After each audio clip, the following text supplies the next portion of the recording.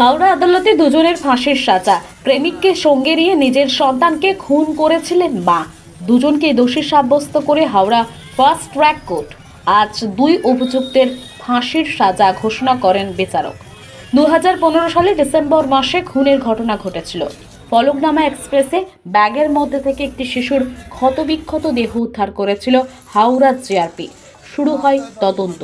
জানা যায়, নিজের স্বামীকে ছেড়ে সন্তানকে নিয়ে প্রেমিকের সাথে অন্ধ্রপ্রদেশের গন্টুর থেকে শ্বশুরবাড়ি ছেড়েছিলেন হাসিনা সুলতানা। প্রেমিক ভানু শাহের সাথে চলে গিয়েছিলেন হায়দ্রাবাদের বানজারা হিলস এলাকায়। সেখানেই ঘর ভাড়া নিয়ে থাকছিলেন, কিন্তু পথের কাঁটা হয়ে দাঁড়িয়েছিল নিজের পুত্র সন্তান জিসান। তাই প্রেমিকের সহযোগিতায় জিসানকে খুন করে ট্রাভেল ব্যাগে ভরে সেকেন্দ্রাবাদ স্টেশনে গিয়ে ফলকনামা এক্সপ্রেসের সেটের নিচে রেখে দিয়ে আসে দেহ। এদিকে মেয়ে আর নাতির খোঁজ না পেয়ে সুলতানার বাড়ির লোকজন তাদের ছবি দিয়ে থানায় নিখোঁজ ডায়েরি করেছিল। হাওড়া স্টেশনে জিসানের দেহ পাবার পর সেই ছবি মিলিয়েই তদন্তের অগ্রগতি হয়। হাওড়া জিআরপি সুলতানা ও তার প্রেমিক ভানুকে অন্ধ্রপ্রদেশ থেকে গ্রেপ্তার করে। এতদিন বিচারাধীন ছিল বিষয়টি। সরকারি আইনজীবী অরিন্দম মুখোপাধ্যায় জানান, সাক্ষ্য প্রমাণের ভিত্তিতে দুজনকে দোষী সাব্যস্ত করে ফার্স্ট ট্র্যাক কোর্টের বিচারক। দুজনকে ফাঁসির সাজা ঘোষণা করেন। আসামির পক্ষের আইনজীবী ফিরোজ সরকার জানান, ফাঁসির নির্দেশকে চ্যালেঞ্জ করে তারা উচ্চ আদালতে যাবেন। সার্কাউন্টেন্সিয়াল এভিডেন্সের ওপরে লার্নেড কোর্ট 302-কে হোল্ড করে ফাঁসির আদেশ দিয়েছে দুজনকে। তো যেহেতু কেসটা চেইন কমপ্লিট হয়নি, প্রমাণ হয়নি, প্রসিকিউশন প্রমাণ করতে পারেনি, তারপরও লার্নেড কোর্ট দিলেন, সেই জন্যে আমার ক্লায়েন্টরা উচ্চ আদালতে যাবে এই রায়ের পরিপ্রেক্ষিতে, এই রায়ের বিরুদ্ধে।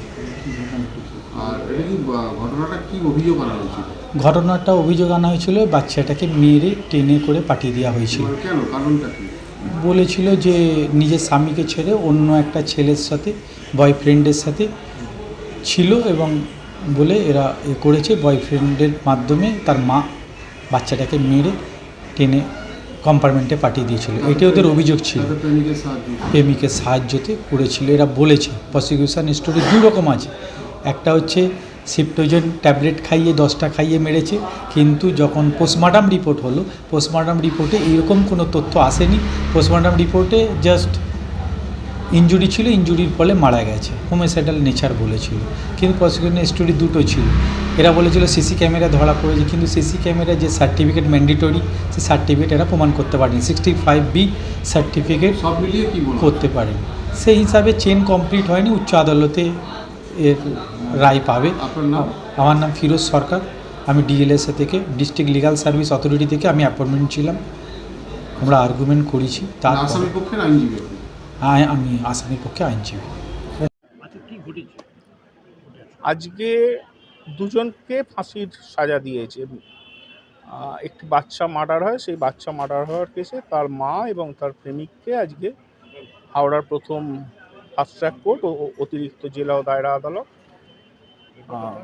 ফাঁসির অর্ডার দিয়েছেন। আর তার সাথে প্রমাণ লোপাটের যায় 5 বছরের সশ্রম কারাদণ্ড ও ফাইনের অর্ডারও আছে, এগুলো আছে। কিন্তু মুখ্য হচ্ছে দুজনের ফাঁসির অর্ডার। ঘটনা যেটা ছিল সেটা হচ্ছে ওই 2015 সালের ডিসেম্বর মাসের শেষের দিকে 22 তারিখে বাচ্চাটির মা এবং বাচ্চাটির প্রেমিক মিলে বাচ্চাটিকে নিয়ে বাচ্চাটির দিদার বাড়িতে তারা থাকতো। বিয়ে বাড়ি যাচ্ছে বলে পালিয়ে যায়। পালিয়ে যাওয়ার পরে সপ্তাহখানেক হয়ে যাওয়ার পরও বাচ্চাটি না ফেরায় বাচ্চাটির দিদা তখন মিসিং ডায়েরি করে, মেয়ে এবং নাতিকে খুঁজে পাওয়া যাচ্ছে না বলে। জিসান এবং হাসিনাকে খুঁজে পাওয়া যাচ্ছে না। এদিকে ওরা চলে যায়, হাসিনা তার প্রেমিকের সাথে চলে যায় হচ্ছে হায়দ্রাবাদের বানজারা হিলসে। সেখানে গিয়ে স্বামী স্ত্রী পরিচয় দিয়ে বাচ্চাটিকে নিয়ে থাকতে আরম্ভ করে, এবং তারপর ওখানে গিয়ে ওদের মেলামেশায় অসুবিধা হওয়ার কারণে বাচ্চাটিকে মার্ডার করে। মার্ডার করার পরে সেই ডেড বডিটা ওরা ফলকনামা এক্সপ্রেসের তলায় তুলে দেয়, এবং সেই ফলকনামা এক্সপ্রেসের সিটের তলা থেকে হাওড়া স্টেশনে এই ডেড বডিটা পাওয়া গিয়েছিল। ডেড বডিটা পাওয়া যাওয়ার পরে এখান থেকে হাওড়া জিআরপি থানা মামলা রুজু করে। মামলা রুজু করার পরে এখান থেকে ইনভেস্টিগেশন করা যায়, এবং ওই মিসিং ডায়েরির বেসিসে যেটা ছেলেটির দিদা করেছিল, দেখা যায় যে মিসিং ডায়েরির বেসিসে যে লুকআউট নোটিশটা জারি হয়েছিল সেই বাচ্চাটির ছবি এবং এখানে যে বাচ্চাটি পাওয়া গেল ডেড বডি, সেই ছবিগুলো এক। বাচ্চাটি এক। এখান থেকে পুলিশ তখন ওই অন্ধয়ে যায় এবং ওই থানার থেকে তদন্ত করে ওই কাগজগুলো পায় এবং তারপর বাচ্চাটির বাবার কাছে যায়, যে হাসিনার অরিজিনাল যে স্বামী ছিল, এবং রিয়াজও তখন বাচ্চাটিকে শনাক্ত করে, তারপর এবং বাচ্চাটির দিদাও শনাক্ত করে যে হ্যাঁ এই বাচ্চাটি মার্ডার হয়েছে, এই চলে গিয়েছিল আমার মেয়ের সাথে। তারপর ওখান থেকে পুলিশ হাসিনা এবং হাসিনার প্রেমিক ভান্ডরকে গ্রেফতার করে আনে।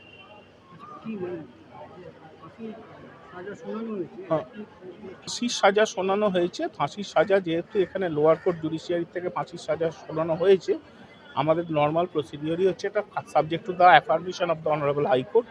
তো হাইকোর্টের কাছে, অনারেবল হাইকোর্টের কাছে 1 সপ্তাহের মধ্যে রেকর্ড সমস্ত কাগজপত্র শুদ্ধ পাঠিয়ে দেওয়া হচ্ছে এবং পাঠানোর পরে অনারেবল হাইকোর্ট বিচার করে সেইগুলো ঠিক করবে। হ্যাঁ, এই সাফল্য তো সবার, এটা তো আমি একা করে ওটা সম্ভব নয়। এই সাফল্য কোর্টের স্টাফেদের আছে, এই সাফল্য পুলিশেরও আছে। পুলিশ যথেষ্ট কেটে ইনভেস্টিগেশন করেছে।